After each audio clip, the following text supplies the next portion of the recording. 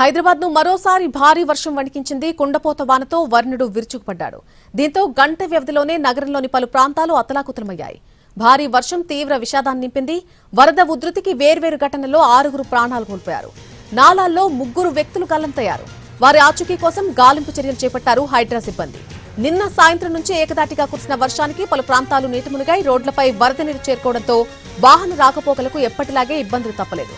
గంట వ్యవధిలోనే నగరంలోని పలు ప్రాంతాల్లో 10 సెంటీమీటర్లకు పైగా వర్షపాతం నమోదైంది. భారీ వర్షంతో పలు కాలనీలు జలదిగ్బంధంలో చిక్కున్నాయి. నాలాలన్నీ కూడా పొంగిపొర్లాయి. వాగు పోటెత్తిందానంతలా వీధుల్లో వరద ప్రవాహం కనిపించింది. కొన్ని చోట్ల వాహనాలు నీట మునిగిపోయాయి.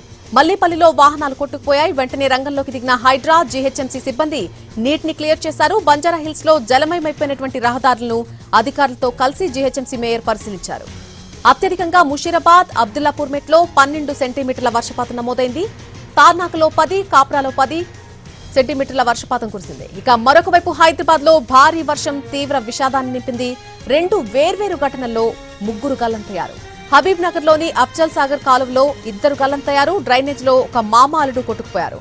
మామను కాపాడే ప్రయత్నంలో అల్లుడు కూడా గల్లంతయ్యాడు. వీరిద్దరి ఆచూకీ కోసం హైడ్రా సిబ్బంది, పోలీసులు గాలింపు చేపట్టారు. అలాగే ముషీరాబాద్ లో ఒక యువకుడు నాలాలో కొట్టుకుపోయాడు. నాలాపై ఉన్నటువంటి గోడపై కూర్చునుండగా గోడ కూలిపోవడంతో గల్లంతయ్యాడు. ఈ 3 ఆచూకీ కోసం గాలింపు చర్యలు కొనసాగుతున్నాయి. గచ్చిబౌలిలో గోడ కూలి ఒకరు చనిపోగా 4 తీవ్ర గాయాలయ్యాయి.